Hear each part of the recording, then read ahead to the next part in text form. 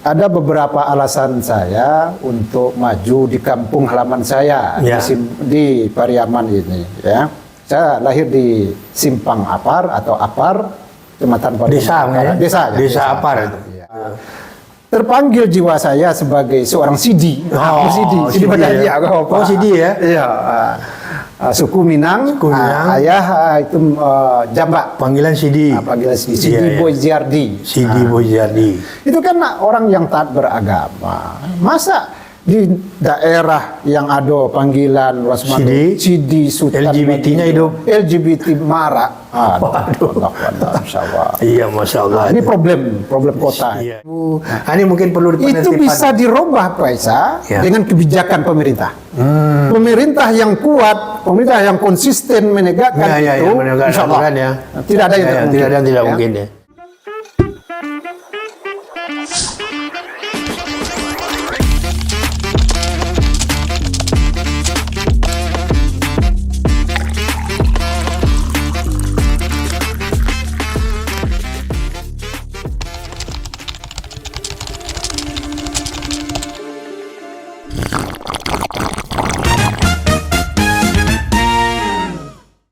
Salam tetelur. Persoalan pilkada ini kan semakin mendekat ini dengan prosesnya pendaftaran bakal calon yang akan dilaksanakan pada tanggal 27-29 Agustus 2004. Kalau tidak salah ini 10 hari ke depan lah, 1 bulan lebih ke depan. Dan kita pada hari ini podcast Diplomasi Tetelur menghadirkan narasumber yang hebat, salah seorang bakal calon wali kota Pariaman, yakni Boyziardi SHMH CPM ya. CPM ini. Nah, ini beliau ini adalah putra Apar Pariaman, besar dan sekolahnya di Pariaman, di MTSN dan MTSN Padusunan ini. Jadi kemudian kuliah di Fakultas Hukum UNAN, seterusnya berkiprah sebagai lawyer, pengacara dan akademisi di beberapa perguruan tinggi ya Pak Boy ya. Khususnya di Taman Siswa sebagai ketua senat universitas ini. Jadi pada waktu wisuda ini katanya. Nah, ini ketua senat ini yang duluan ini. Nah, ini akan kita kupas. Pak Boyziardi ini akan berencana maju di Pilkada Pariaman 2024 ini. Memang sekarang sudah banyak nama-nama yang beredar yang katakanlah sudah muncul jauh-jauh hari, yaitu diantaranya Jenius Umar, itu mantan wali kota Pariaman, kemudian Mardison wakilnya, mantan wakil, kemudian satu lagi Yota Balat, sekarang masih Sekda Pariaman ya. Tapi ini tidak menafikan bahwa banyak tokoh-tokoh Pariaman ini yang punya potensi untuk maju menjadi kepala daerah. Nah, di antaranya hari ini ya Pak Boyziardi inilah yang berpotensi, karena dari sisi latar belakang maupun rekam jejak beliau ini di kemasyarakatan dan profesinya ini sangat moncer lah. Pak Boy ini ya. Jadi itu yang perlu kita kupas ini sama Pak Boy ini. Pertama mungkin kita melihat apa sih mungkin latar belakang yang mempengaruhi Pak Boy ini untuk katakanlah maju di pilkada ini. Apakah ini sebagai bentuk komitmen untuk membangun kampung tanah kelahiran atau gimana? Itu. Ya. Baik, Pak Isa, terima kasih. Salam tetelur. Salam tetelur. Ini kami sama-sama penggiat tetelur ya, di dunia maya, di Facebook maupun di alam nyata. Penggiat dan penikmat tetelur. Terima kasih pada sore hari ini kita oleh Allah dipertemukan dalam suasana yang sangat berbahagia ini dalam rangka untuk berdiskusi lah begitu ya, berkaitan dengan bagaimana tentang Pilkada Pariaman. Pak Isa yang saya hormati dan para pemirsa yang berbahagia, ada beberapa alasan saya untuk maju di kampung halaman saya di Pariaman ini ya. Saya lahir di Simpang Apar atau Apar, Kecamatan Pariaman. Desa, ya? Desa Apar itu. Ya. 17 Juli 1975. Sekarang saya ulang tahun ini kali ini. Ya, selamat, udah tahu tadi. Iya. Kalau kita lihat Kota Pariaman itu luasnya adalah 66,13 km. Ya. Ya, ya. Dengan 4 kecamatan, 16 kelurahan dan 55 desa. Ya, ya. Penduduk ya Kota Pariaman di tahun 2021 itu 95.519 iya, ya. Berarti satu kecamatan di sini cuma nih di Padang. Ada satu kecamatan ya. Kota Tangga itu 150.000. Iya. Boleh. Nah, cuman persoalan dari 95.000 itu ada masyarakat miskinnya. Nah, jadi setiap namanya kota, namanya daerah, tidak semuanya kaya. Ya, ya. Pasti ada. Di sana pula lah sebenarnya kekuasaan Allah itu. Ada kayu, ada bansai. Ada kayu lu sudah lah. Ada kurang lebih sekitar 3.800 orang. 3.800 orang status miskin. Ya. Nah, ya. Kalau dipresentasikan itu ada 4,13%. Oh iya, iya. Nah, jadi cukup banyak juga itu ya. Banyak nih Faisal, ya. masyarakat kita di Pariaman, Indo Ambo, Pakabo, Kungku Ambo, masing-masing bangsa di Pariaman itu. Nah, itu alasan pertama, masih banyaknya masyarakat miskin. Yang kedua, kita melihat di Kota Pariaman itu ada bahasa di Sarak bahasa di kita itu di Minang, Faisal. Betul. Tapi ada berita yang menggelitik. Nah, Pariaman termasuk daerah LGBT. Wih, ini persoalan. Jadi Pariaman itu kan pusat agama Islam pusat itu. Agama. Iya. Substansi. Orang di sana CD itu jelas itu. Jelas itu. Terpanggil jiwa saya sebagai seorang CD. CD CD ya. CD ya. Iya. Suku Minang, ayah itu Jambak. Panggilan CD. Panggilan CD. CD Boy Ziardi. CD Boy Ziardi. Itu kan orang yang taat beragama. Masa di daerah yang ada panggilan CD Sultan LGBT-nya hidup. LGBT marak. Aduh. Masya Allah. Iya, Masya Allah. Ini problem kota. Iya. Dan itu memang kalau kita lihat di kota itu kalau tidak ada problem bukan kota namanya. Nah itu pula tuh. Betul. Kemudian yang ketiga kita melihat yang namanya kota, perkembangan teknologi dengan kemajuan, kita melihat banyak tawuran yang terjadi. Seharusnya generasi muda itu Faisal, dia adalah merupakan generasi penerus bangsa, pengambil estafet kepemimpinan masa depan kita. Tahu-tahu tawuran. Sekarang tawuran. Ada apa? Apa itu? Apa yang salah? Apa yang salah? Ya. Saya tidak menyalahkan pemerintah yang terdahulu, tapi kita adalah melihat dengan kacamata perlu solusi bersama.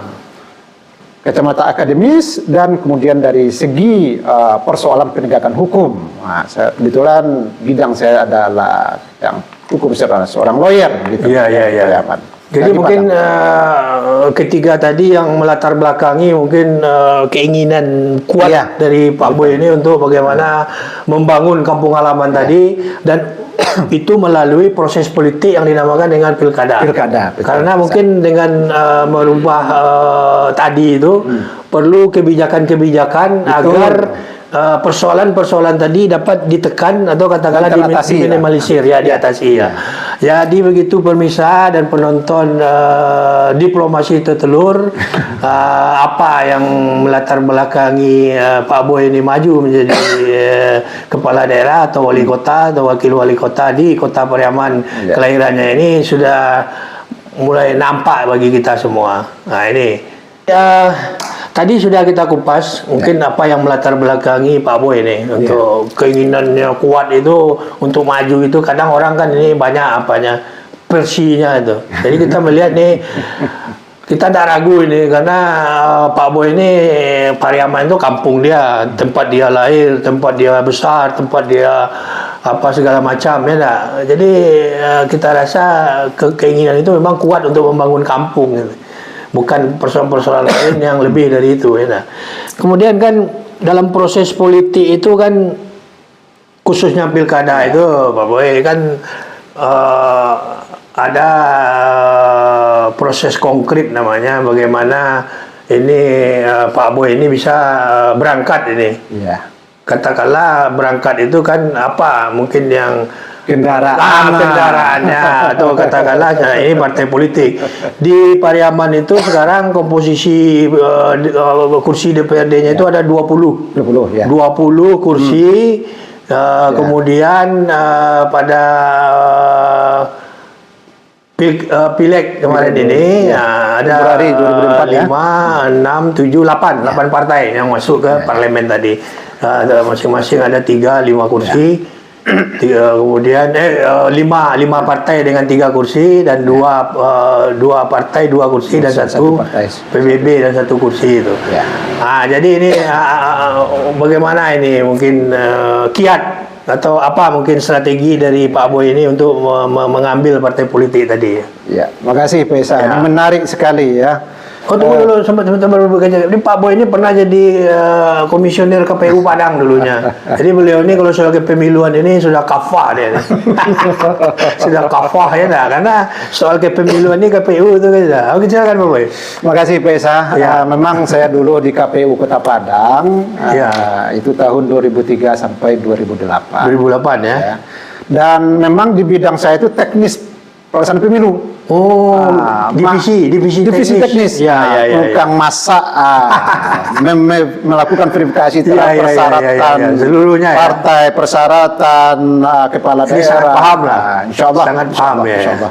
Ini gimana nih? Apa nih Pariaman nih? Jadi begini kita melihat kans kita untuk persoalan partai pengusung. Ya. Sebelumnya saya jelaskan dulu sebelum kita bicara persoalan partai pengusung. Ya. Saya terlebih dahulu banyak yang bertanya kepada saya, Pak Isa. Pak Boy, partai anu musuh.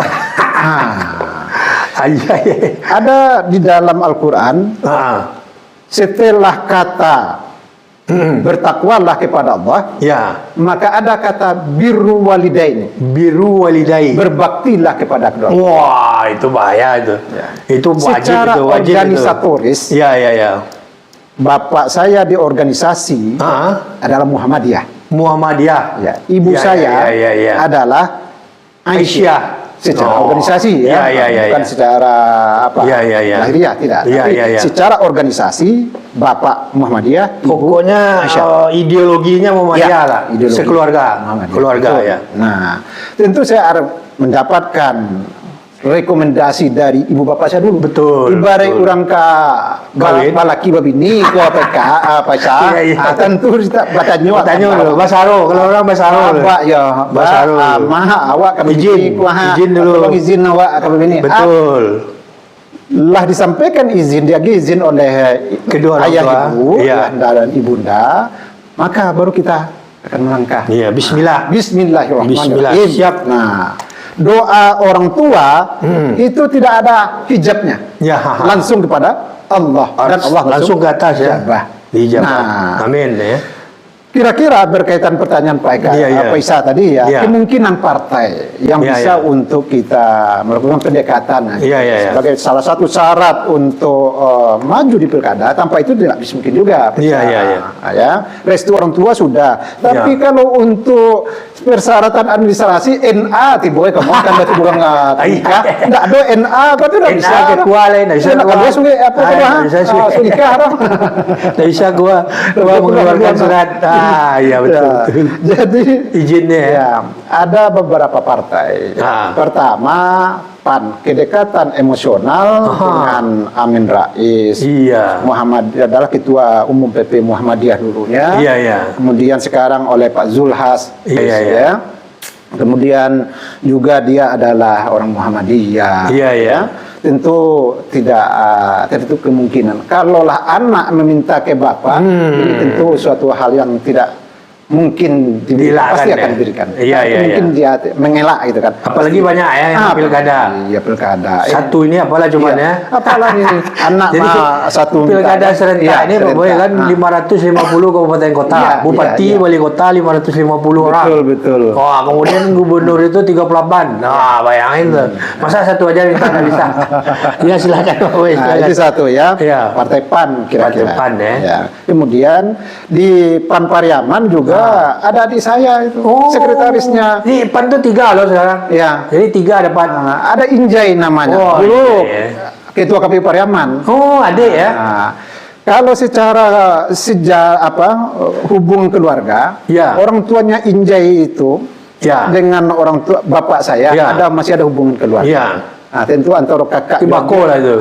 juga bako. Kakak juga dia bercerita dah. Ada kedekatan emosional Ya, ya, itu ya. kira-kira ya. Ya, Berkaitan emosional. dengan itu. Tambah lagi di DPR RI Ya. dan sekarang terpilih lagi mantan ketua umum PP Pemuda Muhammadiyah. Pemuda Daulay. Saleh Pertemuan Daulay itu. Ya, karena pada waktu Saleh itu dulu jadi ketua umum Pemuda Muhammadiyah Ya. di Pondok Gede, Ya. di Jakarta. Ya. Saya salah satu termasuk tim Pemenangan. Panlih. Panlih. Oh, Di itu Pandu lebih. saya itulah Ketok Saleh itu terpilih. Nah, Iya, begitulah. iya, iya, Karena iya, kami iya, ada dari barat itu sudah Jadi, maksudnya kedekatan dengan Iya. Saleh tadi itu tidak ada Nah, batasnya lah gitu lah. batasnya. Bisa kita connect Iya. langsung lah gitu. Saya kebetulan dari Sumatera Barat. Iya. Kemudian Daniel Anzar Simanjuntak. Wah, itu lebih bahaya itu. Daniel itu kan Anzar Simanjuntak. sekarang sebagai jubirnya Pak Prabowo. Jubirnya pilih. tidak ada. Ini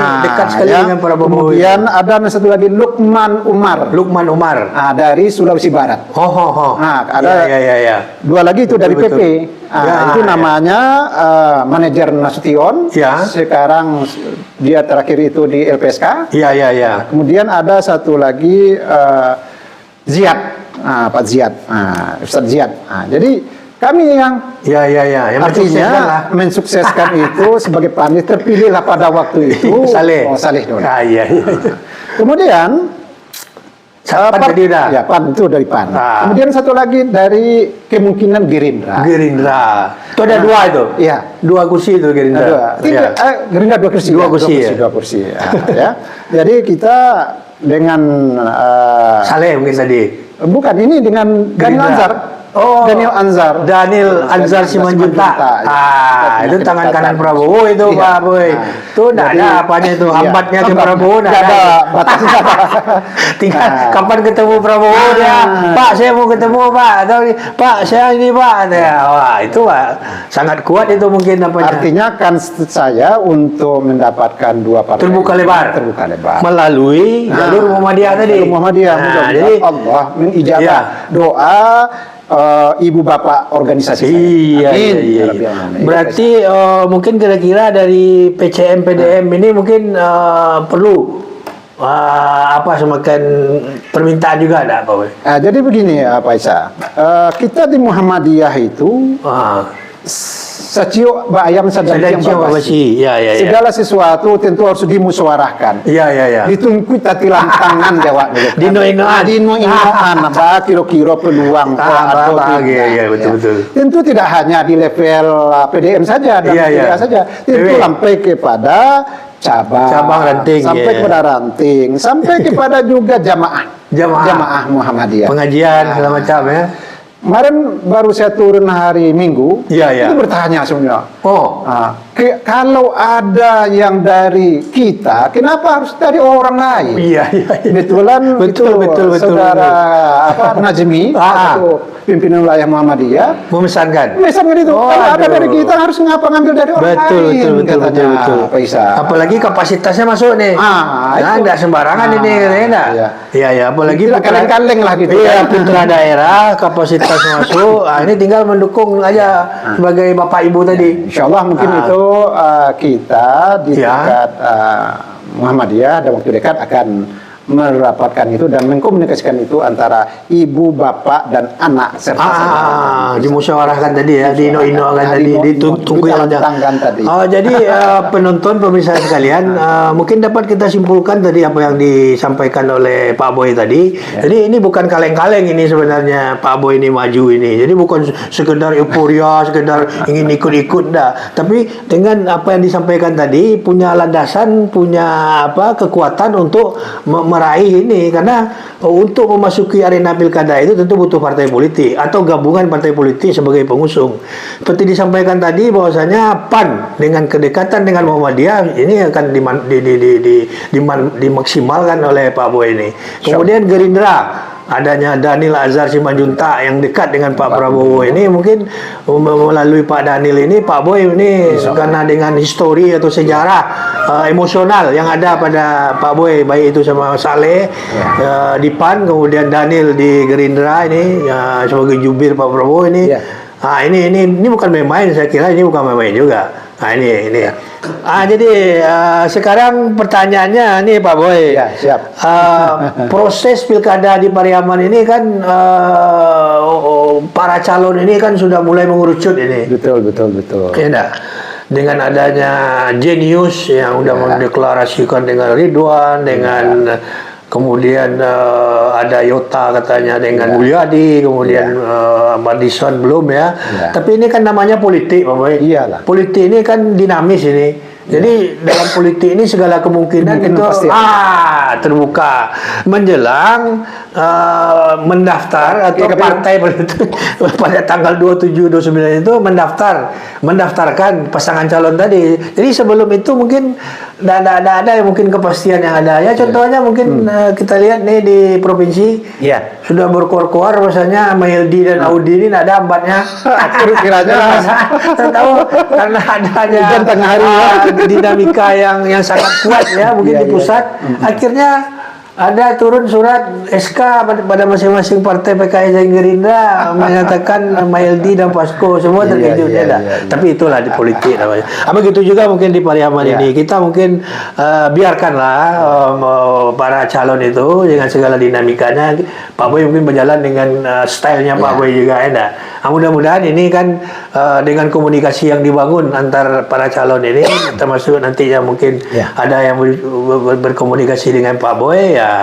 Pada saatnya nanti tentu ada semacam kesepakatan politik yang dibangun. Ini dalam pandangan Pak Boy ini yang mengerti dengan dinamika politik Pariaman tadi, berikut dengan sosok-sosok yang ada yang muncul sekarang. Ini bagaimana ini interaksinya ini dengan mereka ini? Apakah bisa kita calon dengan si A atau udah bisa calon dengan si B atau si C atau ada yang lain? Ini silakan Pak Boy.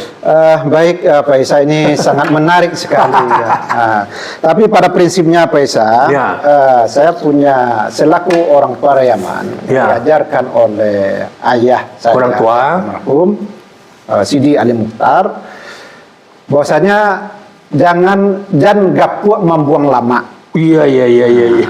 Artinya jangan pernah mengatakan orang itu tidak berguna. Betul. Di Minang pun kan ada nanam pe itu. Pembela suang. Nambuto pembela suang, nampakak lapai bagi artinya. Yang lumpuh kalau wayang. Ada gunanya masing-masing. Bodoh untuk suruh-suruh. Langko di Minang. Langko. Kita adalah bersifat egaliter. Terbuka. Open. Tidak ada dusta di antara kita. Penting komunikasi dibangun dengan seluruh pihak. Tidak ada hambatan. Harus dengan siapa? Sepanjang itu memungkinkan ide dan pemikiran kita sama, sejalan, kenapa tidak? Tapi satu lagi saya katakan, walaupun tadi sudah ada ide yang sejalan, saya harus melaporkan juga kepada ibu bapak organisasi saya. Balik lagi ya. Bapak Isa, karena jadi kuncinya ada di beliau-beliau itu. Betul. Nggak bisa saya sebagai jadi lepas sendiri aja nggak bisa. Kalau istilah Piamannya tuh, kalau orang tua ditinggalkan, katulahan. Apes nanti. Apes lah. Nah, kalau kita lihat dengan tiga yang Pak Isa sampaikan tadi, kedekatan emosional ada sebenarnya. Ada ya. Nah, tentu. Dengan Prof. Dr. Julius Umar.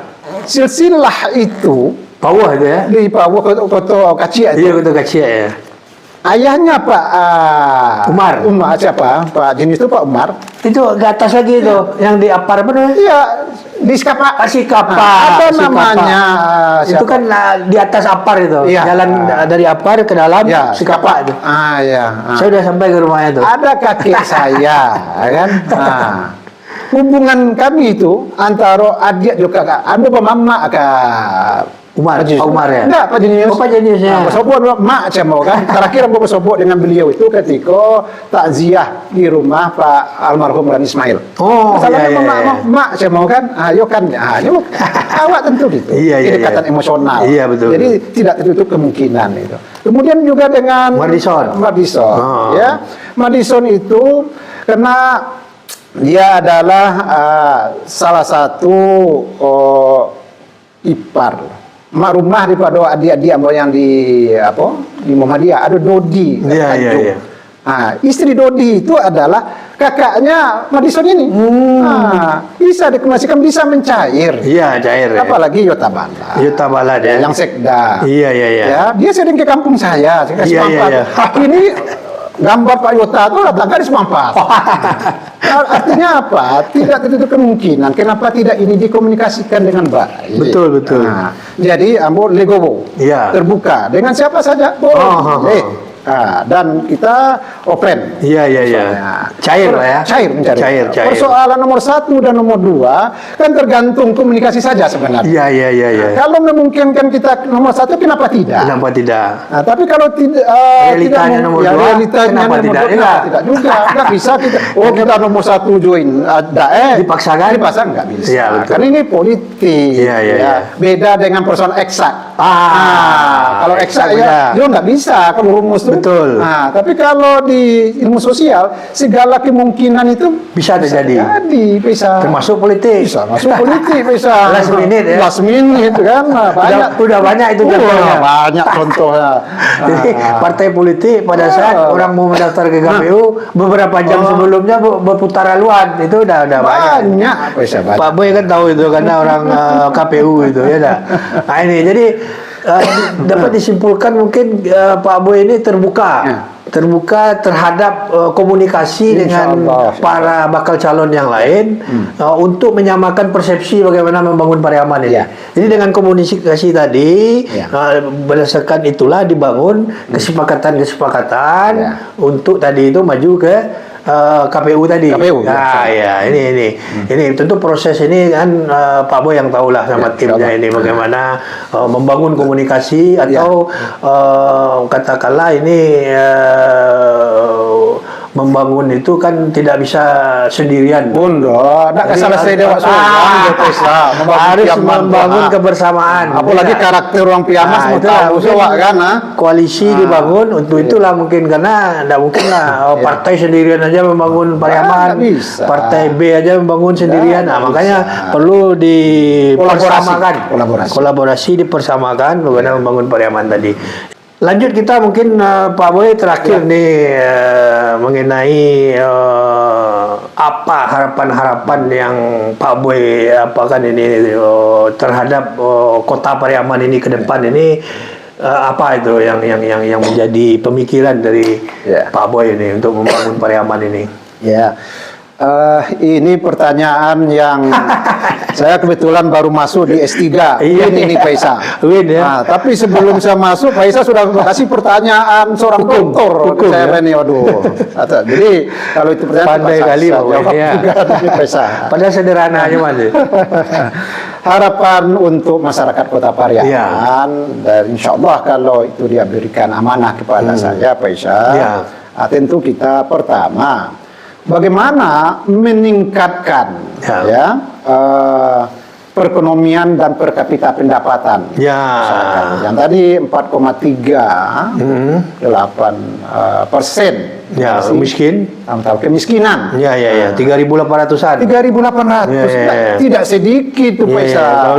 Kalau di kota Pariaman itu kan. Kota Pariaman Iya. kan. Nah, itu satu. Jadi kita bagaimana untuk meningkatkan Kesejahteraan tadi. masyarakat. Mengangkat Ya. kesejahteraan. Yang kedua, Kota Pariaman itu kan daerah perlintasan. Iya. Yang ke Pasaman Barat. Ke Pasaman bisa yang ke Pasaman. Iya, kemudian dari Agam, dari ya. Padang Pariaman, Iya, dari iya. Padang pun. Iya. Kita bagaimana mengambil momen ini, menjadikan Kota Pariaman itu kota perdagangan. Iya. Perdagangan ya. bagaimana meningkatkan UMKM ya. dari segi kuliner. Iya. Misalnya, kenapa tidak? Ya? Atau Pariaman kan juga Pak, zaman dahulunya kan pusat perdagangan di sana. Betul. Ada Muaro dulu. Iya. Tapi sekarang pelabuhan kapal. Kenapa tidak kita kembangkan hal itu? Iya. Tinggal kita untuk mencari komoditas-komoditas ekspor apa yang perlu keluar dari sana. Keluar dari Pariaman. Iya. Itu, Pak Isa. Iya. Kemudian yang ketiga, Pak Isa, bagaimana meningkatkan Pariaman itu menjadi religius lagi. Bagaimana meningkatkan iman dan takwa, ya. Keagamaan. Iya. Terjadinya LGBT itu karena kurangnya yang ada di dada. Iya. Bagaimana kita mengisi itu kembali dengan mendirikan kegiatan-kegiatan positif bagi anak muda tadi, kaum muda tadi. Menjadi persoalan problem kita pada hari ini adalah tidak hanya muda, tua, adalah HP. HP ini kalau saya mengatakan ini pesa. HP ini pangkabala. Baca rai orang ke HP gua. Tapi kita kan tidak bisa menolak itu karena kan dengan masuknya era digitalisasi ini tentu maksudnya yang seperti disampaikan Pak Boy itu preventifnya, yang apanya yang kita jaga itu, ya. Bagaimana kiat-kiat menghalangi ini jangan sampai merusak lah. Nah ini, makanya itu kita mencoba mencarikan kegiatan-kegiatan yang positif untuk anak muda. Untuk anak muda, misalnya dengan wiri remaja, mengaji, olahraga, berkesenian, sehingga aktif lah. Potensi dia untuk saban hari memegang HP itu agak berkurang. Itu paling tidak agak berkurang. Ya. Betul. Kemudian yang terakhir, Pak Isa, tidak dapat kita pungkiri problem dalam kehidupan masyarakat, ya, termasuk problem hukum. Kita akan menghidupkan bagaimana penyelesaian sengketa melalui ADR, Alternative Dispute Resolution itu. Dan juga kita bagaimana menjadikan kota itu ramah. Kota itu yang santun, kota itu yang menyejukkan. Sehingga ketika orang bermasalah itu tidak menjadi momok jadinya, tidak takutnya. Dan kenapa? Kita penyelesaian itu dengan cara kekeluargaan. Di setiap desa maupun kelurahan itu dibuat semacam ruangan mediasi. Di sanalah persoalan pihak. Jadi maksudnya di alas dulu sebelum ini sampai ke tahap penyelesaian dari kepolisian. Restoratif justice. Nah itu. Jadi ini sangat bagus ini Pak Boy, karena ini sudah membantu tugas-tugas dari kepolisian juga ya. Karena tidak semuanya muaranya ke polisi ya. Jadi dengan adanya penyelesaian di masyarakat dengan tokoh-tokoh yang ada, ini bisa diselesaikan secara baik secara adat secara kemasyarakatan. Nah ini dapat sehingganya polisi lebih mudah. Konsepnya tidak ada kusui tidak selesai itu PK. Kalau diselesaikan dengan perlu dingin. Makanya ada tadi itu bahasa peribahasa Minang tadi kusui tidak selesai. Kusi salang tempuh jalan. Satu lagi Pak Boy. Ya siap. Pariaman itu kan sekarang ini soko gurunya katakanlah primadonanya itu pariwisata. Tidak mungkin lain itu, karena untuk yang lain tidak ada. Katakanlah demikian, baik pertanian adalah sedikit-sedikit ada. Cuman yang paling inti saya lihat nih Pariaman ini adalah pariwisata tadi. Untuk bagaimana membangun ekonomi masyarakat melalui pariwisata tadi, baik itu UMKM tadi dengan berjualan tadi, apakah itu nasi sek, apakah itu kuliner lain-lainnya, salah segala macamnya, ya. Nah ini dari pandang Pak Boy apa nih ke depan pariwisata ini? Apakah masih seputaran tabui kah atau masih bagaimana ini? Tidak, Pak. Ya mungkin. Jadi Pak Isa, kita contoh saja ke Bali. Bali kenapa dia bisa memanage pariwisatanya? Bagaimana pariwisata ini dikelola dengan baik? Bagaimana dikelola, dimanage dengan baik? Ada wisata bahari. Laut ya. Ada pulau kita kan? Ada Pulau Anso 1, Anso 2, ada Pulau Kasih, ada Pulau Tangah. Iya. Bukarangnya bagus ya. Bukarang bagus. Bagi orang itu dengan wisata Aman. nah, nyaman, memberikan setiap Keamanan, kepada safety, pengunjung Ya. nyaman. Kalau kini tidak bisa, makan nasi sek, namanya satu hanyamnya bisa, tapi juga bampe. Ada kesan orang ini takut-takut lah, jangan dia itu. kena pakau lagi nih katanya kan. Ajar ke ruang dua, awak saja datang ke Inan alimur itu. Termasuk mungkin ini parkir, harusnya 3.000 diminta 10.000, kan. harusnya makannya cuma 100.000 diminta Iya. ratusan ribu. Nah, ini mungkin perlu Itu penertiban. bisa dirubah Pak Isa Ya. dengan kebijakan pemerintah. Pemerintah yang kuat, pemerintah yang konsisten menegakkan Ya, itu, menegakkan insya Allah aturan ya. tidak ada yang Ya, tidak tidak ada yang tidak ya. mungkin ya. Kun fayakun kata Kuncinya Allah. tadi pemerintah tadi ya, Pemerintah, kepala daerah tadi. Kepala daerah kunci. Dengan kebijakan tadi. Dengan kebijakannya yang Eksekusi. pro masyarakat. Iya. Itu Pak Isa. Jadi itulah mungkin yang disampaikan oleh Pak Boy ini sangat memberikan inspirasi bagi kita semua, khususnya masyarakat Pariaman ini. Jadi dapat disimpulkan penonton dan pemirsa diplomasi Tetelur. Pertama ini majunya Pak Boy ini di Pilkada Pariaman ini tidak main-main ini. Seperti yang disampaikan tadi, bukan kaleng-kaleng. Beliau ini optimis, bisa bertarung, maju di Pilkada Pariaman. Yang kedua, dengan regulasi di Pilkada yang ada dengan pengusungan partai politik, beliau ternyata sudah siap ini. Ada PAN dengan jalur Muhammadiyah, kemudian dengan Gerindra itu. PAN itu 3 kursi, di Gerindra 2 kursi, itu udah 5 kursi, itu udah punya kekuatan, posisi tawar yang kuat itu sebenarnya bagi Pak Boy. Dan ini saya rasa sebagai yang mengamati perpolitikan di Sumbar, apa langkah-langkah Pak Boy ini bisa dikonkretkan. Bukan sebuah yang hil yang mustahil kata Sias. Ini karena dasarnya Pak Boy ini Muhammadiyah, seperti tadi orang tua tadi Muhammadiyah, Aisyah, kemudian kedua orang tua disowankan, diminta izin segala macam, kemudian orang tua ini lah mungkin yang akan memapah nanti ini, Nah, jadi soal partai aman, kemudian soal calon ini, berpasangan ini ya Pak Boy kita dengar tadi terbuka untuk membangun komunikasi dengan para pihak atau bakal calon lainnya, karena membangun Pariaman itu kan tidak bisa sendirian, tentu harus dipersamakan. Nah, ini mungkin ada semacam koalisi-koalisi yang dibangun atau komunikasi-komunikasi yang dibangun agar ini menjadi konkret dalam perjalanan proses ini ke depan. Kemudian sesuai dengan itu, dalam kesimpulannya harapan-harapan Pak Boy ini sangat bernas sekali terhadap bagaimana membangun kota, bagaimana mengangkat masyarakat miskin Pariaman yang 3.800-an tadi, atau sekitar 4% dari penduduk Pariaman tadi yang sekitar 90.000 ya Pak ya. Nah ini.